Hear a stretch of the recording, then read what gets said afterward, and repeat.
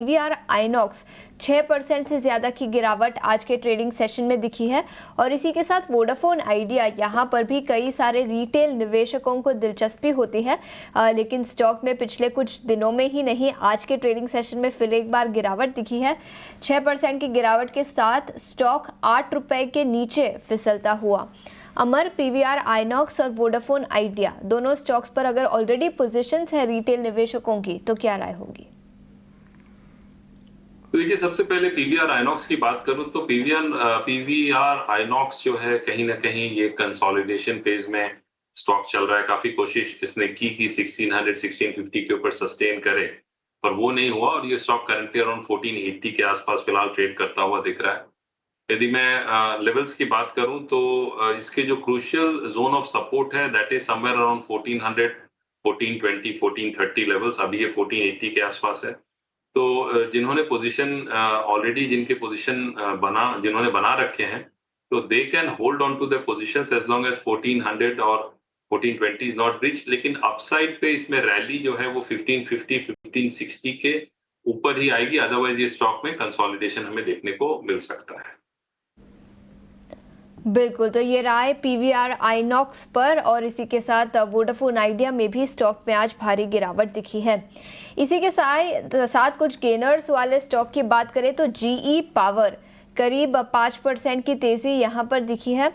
आपसे ही राय जानना चाहूंगी अमर, क्या राय होगी इस स्टॉक पर?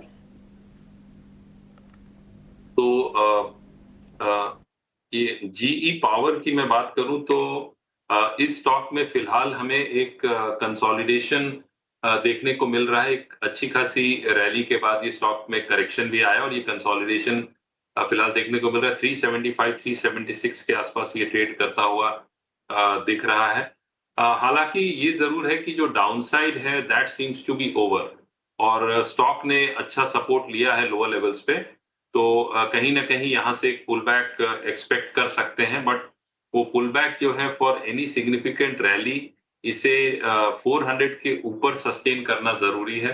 हालांकि जो इसके ट्रेंड है वो ट्रेंड मैं इसे नेगेटिव तो नहीं बोलूंगा, बोलूंगा slight with a positive bias.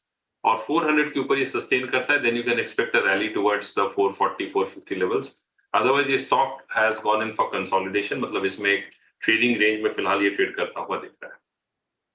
Trading range में स्टॉक ट्रेड करता हुआ और अगर 400 के पार निकलता है तो 450 तक के लेवल्स जीई पावर पर दिखाई दे सकते हैं। स्टॉक आज अपर सर्किट में लॉक हुआ। सोर्स सॉल्यूशंस पर भी नजरिया दीजिए, लगभग 4.25% की तेजी यहां देखने को मिल रही है। तो सबसे पहले मैं यदि संवर्धना मदरसन की बात करूं तो इसमें इस क्वार्टर में डेफिनेटली हम लोगों ने मतलब अक्टूबर में एक सेलिंग देखी है। 12-13% की करेक्शन रही है, बट उससे पहले रैली बहुत स्ट्रॉन्ग रैली और one side rally almost from 60 levels to 220 levels तक इसमें एक रैली हुई थी। तो ये correction I would say is healthy. Structure काफी स्ट्रॉन्ग है चार्ट का और टेक्निकली अभी ये 184 के आसपास ट्रेड कर रहा है। 170 काफी स्ट्रॉन्ग सपोर्ट जोन है, वहां से पुल बैक एक्सपेक्ट कर सकते हैं टुवर्ड्स 210 लेवल्स। तो इसमें करेक्शन पे इज अ बाइंग अपॉर्चुनिटी, तो ये देख सकते हैं। और इसके अलावा जो आपने फर्स्ट सोर्स सॉल्यूशंस की बात की है, तो मैं फर्स्ट सोर्स सॉल्यूशंस यदि देखता हूं तो इसमें फिलहाल ट्रेंड काफी स्ट्रॉन्ग है। इसमें करेक्शन हम लोगों ने देखा बट दैट इज मोर और लेस कंसोलिडेशन। करंटली ये 350 352 के आसपास ट्रेड करता हुआ दिख रहा है। अपसाइड इसने रीसेंट हाई जो बनाया था ऑलमोस्ट 360 378 380 का बनाया, तो that seems to be the immediate short term top for the stock. हालांकि काफी स्ट्रॉन्ग है तो करेक्शन पे is a buying opportunity, but upside seems to be capped around 380 levels और डाउनसाइड पे इसका जो सपोर्ट है दैट इज अराउंड 320 330। तो डिप पे इसमें बाइंग कर सकते हैं। अपसाइड जब तक ये 380 नहीं ब्रीच करता है तो it could be in for consolidation but with a positive bias. ठीक है, तो दोनों पर बुलिश नजरिया, लेकिन थोड़ी कंडीशनल बाइंग यहाँ पर होगी। अहम लेवल्स का आपको खास तौर पर ध्यान रखना होगा, फर्स्ट सोर्स्ड सॉल्यूशंस और इसके साथ ही संवर्धना मदरसन पे। कुछ चुनिंदा सरकारी शेयरों की जरा चर्चा कर लेते हैं। बीईएल देखिए आज लगभग 2% नीचे यहाँ पर नज़र आता हुआ एनटीपीसी देखिए लगभग 2.5% की यहाँ पर गिरावट नज़र आ रही है और कोल इंडिया में भी लगभग 3% का करेक्शन हमें देखने को मिल रहा है। तो कोल इंडिया, एनटीपीसी और बीईएल यानी भारत इलेक्ट्रॉनिक्स, किरण जी बताइए क्या नज़रिया आपका बन रहा है?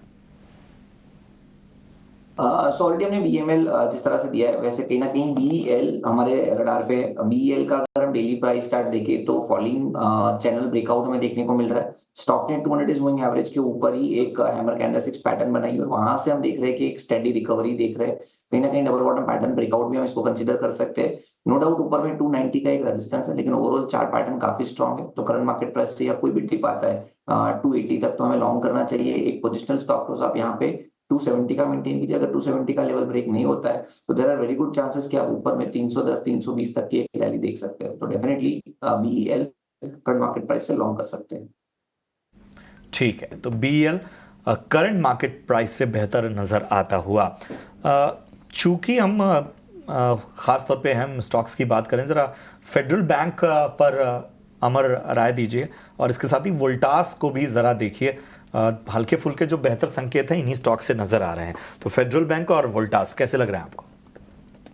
तो फेडरल बैंक के बारे में बात करूं तो फेडरल बैंक तो डेफिनेटली आई वुड से कि मार्केट में ऐसे करेक्शन के बावजूद भी इस स्टॉक में हम लोगों ने करेक्शन नहीं देखा। हालांकि एक कंसोलिडेशन जरूर हम लोगों ने देखा बिटवीन 180 और 200 और फिलहाल ये 200 के ऊपर ट्रेड कर रहा है। और दूसरी बात है कि पिछले हफ्ते इसमें बहुत सिग्निफिकेंट वॉल्यूम्स और डिलीवरी क्वांटिटी दोनों हुई है and that also is somewhere around 200 level. तो कहीं ना कहीं वो जो बाइंग हुई है दैट इज क्वाइट पॉजिटिव। अभी इस स्टॉक को फर्दर रैली के लिए it needs to sustain above the 200 mark. तो 200 के ऊपर ये सस्टेन करता है then it has a potential to rally anywhere between 8 to 10%, मतलब 215 220 तक रैली कर सकता है। यदि मैं सपोर्ट लेवल की बात करूं तो around 190 is a strong support for federal bank. और जो दूसरा स्टॉक आपने पूछा वोल्टास, यदि मैं वोल्टास के बारे में बात करूं तो वोल्टास में कहीं ना कहीं एक करेक्शन जो आई है, अब वो करेक्शन फिलहाल क्रूशियल जो सपोर्ट जोन है दैट इज अराउंड 1600 लेवल्स।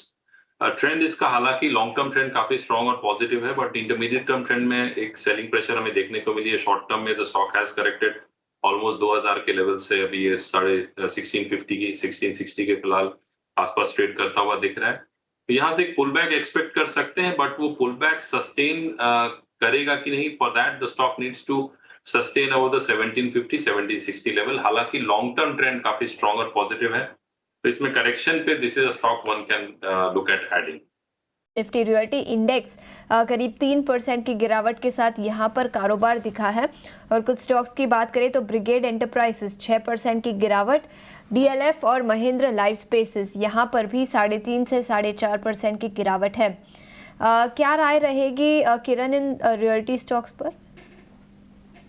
तो मेरे हिसाब से realty stock high beta counter है। हमने देखा है कि जब भी मार्केट में एक आइदर साइड मूवमेंट आता है स्टॉक परफॉर्म करते हैं। तो as of now current market price तो मेरे हिसाब से थोड़ा वेट एंड वॉच करना चाहिए। अगर किसी को फिर भी रियल एस्टेट स्टॉक के अंदर देखना है तो आप मैक्रोटेक या तो लोधा को आप देख सकते हो। एक राउंडिंग बॉटम पैटर्न ब्रेकआउट सुबह हमने देखा था, एक अच्छी तेजी मार्केट में आई, 1280 तक के हाईज बनाए, वापस अपने ब्रेकआउट लेवल के आसपास अवेलेबल है।